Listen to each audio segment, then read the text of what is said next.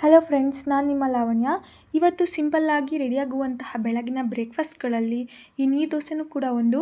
ಇದನ್ನು ತುಂಬ ಸಾಫ್ಟಾಗಿ ಹಾಗೆ ತುಂಬ ರುಚಿಯಾಗಿ ಯಾವ ರೀತಿ ಮಾಡೋದು ಅಂತ ನೋಡೋಣ.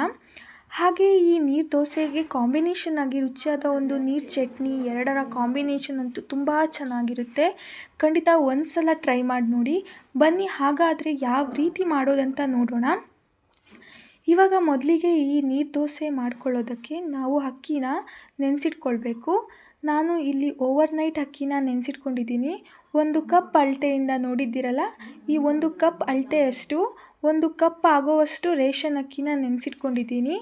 ಈ ನೀರು ದೋಸೆ ಮಾಡೋದಕ್ಕೆ ಆದಷ್ಟು ರೇಷನ್ ಅಕ್ಕಿನೇ ಉಪಯೋಗಿಸಬೇಕು.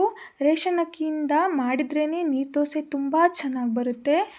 ಇವಾಗ ಇಲ್ಲಿ ನಾನು ಕೂಡ 1 ಕಪ್ ಆಗೋವಷ್ಟು ರೇಷನ್ ಅಕ್ಕಿನ ಓವರ್ನೈಟ್ ನೆನೆಸಿಟ್ಕೊಂಡಿದ್ದೀನಿ. ರೇಷನ್ ಅಕ್ಕಿನ ನಾವು ಎಷ್ಟು ಚೆನ್ನಾಗಿ ತೊಳೆದು ನೆನೆಸಿಟ್ಕೊಳ್ತೀವೋ ಅಷ್ಟೇ ಚೆನ್ನಾಗಿ ವೈಟಾಗಿ ತುಂಬ ಚೆನ್ನಾಗಿ ಸಾಫ್ಟಾಗಿ ಬರುತ್ತೆ. ರೇಷನ್ ಅಕ್ಕಿನ 7ರಿಂದ 8 ಬಾರಿನಾದರೂ ಚೆನ್ನಾಗಿ ತೊಳೆದುಕೊಳ್ಬೇಕು. ಇವಾಗ ನೋಡಿದ್ರಲ್ಲ, ಈ ರೀತಿ ನಾನು ಕೂಡ ತೊಳೆದು ನೆನೆಸಿಟ್ಕೊಂಡಿರುವಂತಹ ಈ ರೇಷನ್ ಅಕ್ಕಿನ ನೀರನ್ನೆಲ್ಲ ತೆಗೆದುಬಿಟ್ಟು ಮಿಕ್ಸಿ ಜಾರ್ಗೆ ಹಾಕಿ ನಾವು ಇದನ್ನು ರುಬ್ಕೊಳ್ಬೇಕು. ನೋಡಿ, ನಾನು 2 ಸಲ ಮಿಕ್ಸಿ ಜಾರ್ಗೆ ಹಾಕೋತಿದ್ದೀನಿ. ಇವಾಗ ನಾನು ಮಿಕ್ಸಿ ಜಾರ್ಗೆ ಅಕ್ಕಿ ಜೊತೆ ತೆಂಗಿನಕಾಯಿ ಕೂಡ ತಗೋತಿದ್ದೀನಿ. ಅಕ್ಕಿ ಯಾವ ಕಪ್ನಲ್ಲಿ ತಗೊಂಡಿದ್ದೀವಿ ಆ ಕಪ್ನ ಅರ್ಧದಷ್ಟು ತೆಂಗಿನಕಾಯಿ ತುರಿನ ತೆಗೆದುಕೊಳ್ತಿದ್ದೀನಿ. ಜಾರ್ಗೆ ಸ್ವಲ್ಪ ಅಕ್ಕಿ ಜೊತೆಗೆ ತೆಂಗಿನ ತುರಿನೂ ಆ್ಯಡ್ ಮಾಡ್ಕೊಳ್ಬೇಕು. ಸಣ್ಣದಾಗಿ ರುಬ್ಕೊಳ್ಬೇಕು. ಕೆಲವರು ತೆಂಗಿನಕಾಯಿ ತುರಿ ಹಾಕೋಲ್ಲ, ಬರೀ ಅಕ್ಕಿ ರುಬ್ಕೊಂಡು ಮಾಡ್ತಾರೆ. ಆ ಥರ ಮಾಡಿದ್ರೂ ಚೆನ್ನಾಗಿರುತ್ತೆ. ತೆಂಗಿನಕಾಯಿ ತುರಿ ಹಾಕೋದ್ರಿಂದ ನೀರು ದೋಸೆ ತುಂಬ ಟೇಸ್ಟಿಯಾಗಿ ತುಂಬ ವೈಟಾಗಿ ಬರುತ್ತೆ. ಇವಾಗ ನೋಡಿದ್ರಲ್ಲ, ತೆಂಗಿನಕಾಯಿ ತುರಿ ಹಾಗೆ ಅಕ್ಕಿ ಸ್ವಲ್ಪ ನೀರು ಹಾಕಿ ಈ ರೀತಿ ಸಣ್ಣದಾಗಿ ರುಬ್ಕೊಂಡಿದ್ದೀನಿ. ಎಷ್ಟು ಚೆನ್ನಾಗಿ ನಾವು ಸಣ್ಣದಾಗಿ ರುಬ್ಕೊಳ್ತೀವೋ ನಾವು ಮಾಡೋವಂಥ ದೋಸೆನೂ ಕೂಡ ಅಷ್ಟೇ ಚೆನ್ನಾಗಿ ಸಾಫ್ಟಾಗಿ ಬರುತ್ತೆ. ನೋಡಿ, ಈಗ ನಾವು ಸಣ್ಣದಾಗಿ ರುಬ್ಕೊಂಡಿರುವಂತಹ ದೋಸೆ ಹಿಟ್ಟನ್ನು ಒಂದು ಪಾತ್ರೆಗೆ ಹಾಕ್ಕೊತಿದ್ದೀನಿ. 2 ಸಲ ರುಬ್ಕೊಂಡಿರೋ ಹಿಟ್ಟನ್ನು ಕೂಡ ಒಂದು ಪಾತ್ರೆಗೆ ಹಾಕ್ಕೊತಾ ಇದ್ದೀನಿ. ಹಾಗೆ ಸ್ವಲ್ಪ ನೀರನ್ನು ಕೂಡ ಆ್ಯಡ್ ಮಾಡ್ತಾಯಿದ್ದೀನಿ. ಯಾಕಂದರೆ ದೋಸೆ ಹಿಟ್ಟು ತುಂಬ ಗಟ್ಟಿ ಇರಬಾರ್ದು, ಸ್ವಲ್ಪ ತೆಳುವಾಗಿರಬೇಕು. ಮಿಕ್ಸಿ ಜಾರ್ನ ತೊಳೆದುಕೊಂಡಿರೋ ನೀರನ್ನು ಕೂಡ ಹಾಕ್ಕೋತಾ ಇದ್ದೀನಿ. ಹಾಗೆ ಸ್ವಲ್ಪ ಎಕ್ಸ್ಟ್ರಾ ನೀರನ್ನು ಹಾಕ್ಕೊತಾ ಇದ್ದೀನಿ. ಹಾಕ್ಕೊಂಡು ಈ ರೀತಿ ಮಿಕ್ಸ್ ಮಾಡಬೇಕು. ದೋಸೆ ಹಿಟ್ಟು ತೆಳು ಬರೋ ತನಕ ನೀರನ್ನು ಹಾಕ್ಕೊಂಡು ಮಿಕ್ಸ್ ಮಾಡಿ. ಈ ರೀತಿ ಮಿಕ್ಸ್ ಮಾಡಿದ ನಂತರ ಅದಕ್ಕೆ ಸ್ವಲ್ಪ ಉಪ್ಪನ್ನು ಹಾಕಿ, ಉಪ್ಪು ಮತ್ತು ನೀರು ಸೇರಿದ ನಂತರ ಚೆನ್ನಾಗಿ ಒಂದು ಸಲ ಮಿಕ್ಸ್ ಮಾಡಿಕೊಂಡು ದೋಸೆ ಹಿಟ್ಟಿನ ಪ್ರಮಾಣವನ್ನು ನೋಡಿಕೊಂಡು ನೀರನ್ನು ಆ್ಯಡ್ ಮಾಡಿಕೊಳ್ಬೇಕು. ಟೋಟಲಿ ನಾವು ಎಷ್ಟು ನೀರು ಹಾಕ್ಕೊತಿದ್ದೀನಿ ಅಂತ ಹೇಳ್ತಿದ್ದೀನಿ. ಇವಾಗ ದೋಸೆ ಹಿಟ್ಟು ಗಟ್ಟಿ ಅನಿಸಿದರೆ ನೀರನ್ನು ಆ್ಯಡ್ ಮಾಡ್ಕೊಳ್ಳಿ. ಮತ್ತು ಅದೇ ಕಪ್ನಲ್ಲಿ ಸ್ವಲ್ಪ ನೀರು ಹಾಕ್ಕೋತಾ ಇದ್ದೀನಿ.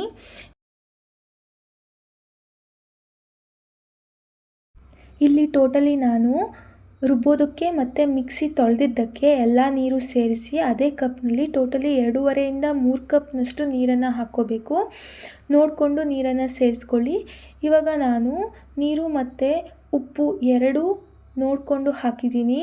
ತುಂಬ ತೆಳುವಾಗಿರಬೇಕು ದೋಸೆ ಹಿಟ್ಟು, ಗಟ್ಟಿಯಾಗಿರಬಾರ್ದು. ನೋಡಿ, ಈ ರೀತಿ ನಾನು ನೀರನ್ನು ಹಾಕ್ಕೊಂಡು ನಾನು ಹಿಟ್ಟನ್ನು ರೆಡಿ ಮಾಡ್ಕೊಳ್ತಿದ್ದೀನಿ. ಟೋಟಲಿ ಒಂದು 3 ಕಪ್ ಆಗೋವಷ್ಟು ನೀರನ್ನು ಹಾಕ್ಕೊಂಡು ರೆಡಿ ಮಾಡ್ಕೊಂಡಿದ್ದೀನಿ. ಇವಾಗ ಅದನ್ನ ನಾವು ಮುಚ್ಚಿ ಸೈಡ್ನಲ್ಲಿಟ್ಟು ಈ ನೀರು ದೋಸೆಗೆ ಒಂದು ಸೂಪರಾಗಿರುವಂತಹ ಒಂದು ನೀರು ಚಟ್ನಿನ ಹೇಗೆ ಮಾಡೋದು ಅಂತ ನೋಡೋಣ. ಚಟ್ನಿ ರೆಡಿ ಮಾಡ್ಕೊಳ್ಳೋದಕ್ಕೆ ಜಾರ್ಗೆ ತೆಂಗಿನ ತುರಿನ ಹಾಕ್ಕೊಂಡು 5 ಮೆಣಸಿನ್ಕಾಯಿ, ಸ್ವಲ್ಪ ಪುದೀನ, ಸ್ವಲ್ಪ ಕೊತ್ತಂಬರಿ ಸೊಪ್ಪು, 5 ಬೆಳ್ಳುಳ್ಳಿ, ಸ್ವಲ್ಪ ಶುಂಠಿ, ಹಾಗೆ ಸ್ವಲ್ಪ ಕಡಲೆ, ಸ್ವಲ್ಪ ಜೀರಿಗೆ, ಸ್ವಲ್ಪ ಹುಣಸೆಹಣ್ಣು, ಸ್ವಲ್ಪ ಹುರಿಗಡಲೆ ಇದ್ದರೆ ಹಾಕಿ, ಇಲ್ಲಾಂದರೆ ಬೇಡ. ಒಂದು ಸ್ವಲ್ಪ ನೀರನ್ನು ಹಾಕಿ ಸ್ವಲ್ಪ ಉಪ್ಪನ್ನು ಹಾಕಿಬಿಟ್ಟು ಸಣ್ಣಗೆ ರುಬ್ಕೋಬೇಕು. ಈ ಚಟ್ನಿನ ಎಷ್ಟು ನುಣ್ಣಗೆ ರುಬ್ಕೊತೀವೋ ಅಷ್ಟು ರುಬ್ಕೊಳ್ಬೇಕು. ಈಗ ನೋಡಿ, ಈ ರೀತಿ ನಾನು ರುಬ್ಕೊಂಡಿದ್ದೀನಿ. ಸ್ವಲ್ಪ ತೆಳುವಾಗಿಯೇ ಮಾಡಿಕೊಂಡು ನೀರನ್ನ ಸೇರಿಸ್ಕೊಳ್ಳೋಣ. ಇವಾಗ ಒಂದು ಪಾತ್ರೆಗೆ ಸೇರಿಸ್ಕೊಳ್ತಾ ಇದ್ದೀನಿ. ಸ್ವಲ್ಪ ಮಿಕ್ಸಿ ಜಾರ್ ತೊಳೆದ ನೀರನ್ನು ಕೂಡ ಆ್ಯಡ್ ಮಾಡ್ಕೊಳ್ತಿದ್ದೀನಿ. ಈ ಚಟ್ನಿ ನಮಗೆ ಎಷ್ಟು ತೆಳುವಾಗಿರಬೇಕು, ಎಷ್ಟು ತೆಳುವಾಗಿ ನಾವು ನೀರನ್ನು ಸೇರಿಸ್ಕೊಳ್ಬೇಕು ಅಂತ ಹೇಳ್ಕೊಡ್ತಿದ್ದೀನಿ. ನೋಡಿ, ನಾನು ಈ ರೀತಿ ಚಟ್ನಿನ ರೆಡಿ ಮಾಡ್ಕೊಳ್ತಾ ಇದ್ದೀನಿ.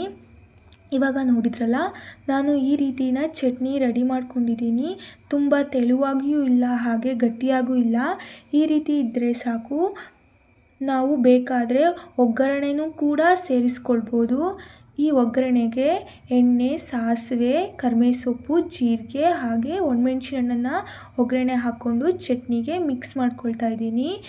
ನೋಡಿ, ಈ ಚಟ್ನಿಗೆ ಸಿಂಪಲ್ಲಾಗಿ ಒಗ್ಗರಣೆನ ನಾನು ಉಪಯೋಗಿಸ್ಕೊಳ್ತಿದ್ದೀನಿ. ಇಲ್ಲಿ ನಾನು ಈ ಚಟ್ನಿಗೆ ಇದನ್ನೆಲ್ಲ ಆ್ಯಡ್ ಮಾಡಿಕೊಂಡು ಸೇರಿಸ್ಕೊಳ್ತಾ ಇದ್ದೀನಿ. ಇವಾಗ ನೋಡಿ, ಈ ಚಟ್ನಿ ತುಂಬ ಚೆನ್ನಾಗಿ ಬಂದಿದೆ. ಇದನ್ನು ಒಂದು ಸೈಡ್ನಲ್ಲಿಟ್ಟು ಆವಾಗಲೇ ಮಿಕ್ಸ್ ಮಾಡಿರುವಂತಹ ದೋಸೆ ಹಿಟ್ಟನ್ನು ನೋಡೋಣ. ಇವಾಗ ನಾನು ದೋಸೆ ಹಿಟ್ಟನ್ನು ತೋರಿಸ್ತಿದ್ದೀನಿ. ಒಂದು ಅರ್ಧ ಗಂಟೆಗೆ ನಂತರ ನಾನು ಚಟ್ನಿ ರೆಡಿ ಮಾಡ್ಕೊಂಡ ನಂತರ ಈ ಹಿಟ್ಟನ್ನು ಚೆಕ್ ಮಾಡ್ಕೊತಾ ಇದ್ದೀನಿ. ಏನಾದರೂ ಗಟ್ಟಿಯಾಗಿತ್ತು ಅಂದರೆ ಸ್ವಲ್ಪ ನೀರನ್ನು ಸೇರಿಸ್ಕೊಳ್ಳೋಣ. ಇವಾಗ ನಾನು ನೀರನ್ನು ಸೇರಿಸ್ಕೊಳ್ತಿಲ್ಲ. ಕರೆಕ್ಟಾಗಿ ನೀರು ದೋಸೆಗೆ ಹಿಟ್ಟು ರೆಡಿಯಾಗಿದೆ. ಅಕ್ಕಿ ಯಾವ ಕಪ್ನಲ್ಲಿ ತಗೊಂಡಿದ್ದೀವಿ ಅದೇ ಕಪ್ನಲ್ಲಿ ನೀರು ಕೂಡ ತಗೊಳ್ಳೋದ್ರಿಂದ ಸರಿಯಾಗಿ ಒಂದು ಸಲ ಚೆನ್ನಾಗಿ ಮಿಕ್ಸ್ ಮಾಡ್ಕೊಳ್ತಾ ಇದ್ದೀನಿ. ಇವಾಗ ಹೆಂಚನ್ನ ಕಾಯೋದಕ್ಕೆ ಇಟ್ಕೊಂಡು ಸ್ವಲ್ಪ ಹೆಂಚು ಕಾದ ನಂತರ ಅದಕ್ಕೆ ಸ್ವಲ್ಪ ಎಣ್ಣೆನ ಹಚ್ಕೊಂಡು ನಂತರ ದೋಸೆನ ಹಾಕುವಾಗ ಉರಿನ ಸ್ವಲ್ಪ ಲೋ ಫ್ಲೇಮ್ನಲ್ಲಿ ಇಟ್ಕೋಬೇಕು. ಈ ರೀತಿ ನೀರು ದೋಸೆನ ಚೆನ್ನಾಗಿ ಹಾಕ್ಕೋಬೇಕು. ಇದ್ರ ಮೇಲೆ ಒಂದು ಕ್ಯಾಪ್ನ ಹಾಕ್ಕೋಬೇಕು. ಏಕೆಂದರೆ ದೋಸೆ ಹಬೆಯಲ್ಲಿ ಇಟ್ಕೊಂಡು ಬೇಯಿಸ್ಕೊಳ್ಬೇಕು. ಇವಾಗ ನಾನು ಕ್ಯಾಪ್ ಓಪನ್ ಮಾಡಿ ತೋರಿಸ್ತಾ ಇದ್ದೀನಿ. ನೋಡಿ, ಅದು ದೋಸೆ ಬೆಂದು ರೆಡಿಯಾಗಿ ತುಂಬ ಚೆನ್ನಾಗಿ ಸಾಫ್ಟಾಗಿ ನೀರು ದೋಸೆ ಕಲರ್ ಕೂಡ ತುಂಬ ವೈಟಾಗಿ ತುಂಬ ಚೆನ್ನಾಗಿ ಬಂದಿದೆ. ನೋಡಿ ಎಷ್ಟು ಸಾಫ್ಟಾಗಿದೆ, ಎಷ್ಟು ವೈಟಾಗಿದೆ ಅಂತ.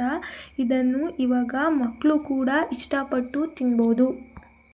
ಏಕೆಂದರೆ ತೆಂಗಿನ ತುರಿ ಹಾಕಿರೋದ್ರಿಂದ ನೀರು ದೋಸೆ ತುಂಬ ಚೆನ್ನಾಗಿ ಬಂದಿದೆ. ಇದನ್ನು ಮಕ್ಕಳು ಮತ್ತು ವಯಸ್ಸಾದವರು ತುಂಬ ಇಷ್ಟಪಟ್ಟು ತಿಂತಾರೆ. ಇವೆರಡರ ಕಾಂಬಿನೇಷನ್ ತುಂಬ ಚೆನ್ನಾಗಿರುತ್ತೆ. ಈ ವಿಧಾನವನ್ನು ನೀವು ಮನೆಯಲ್ಲಿ ಒಂದ್ಸಲಿ ಟ್ರೈ ಮಾಡಿ ನೋಡಿ. ನೋಡಿದ್ರಲ್ಲ ಫ್ರೆಂಡ್ಸ್, ಇವತ್ತಿನ ಸಿಂಪಲ್ ರೆಸಿಪಿ ನಿಮ್ಗೆ ಇಷ್ಟ ಆಯಿತು ಅಂತ ಅಂದ್ಕೊತಾ ಇದ್ದೀನಿ. ಇಷ್ಟ ಆದರೆ ಲೈಕ್ ಮಾಡಿ, ಸಬ್ಸ್ಕ್ರೈಬ್ ಮಾಡಿ. Thank you for watching Sanju Lavanya channel.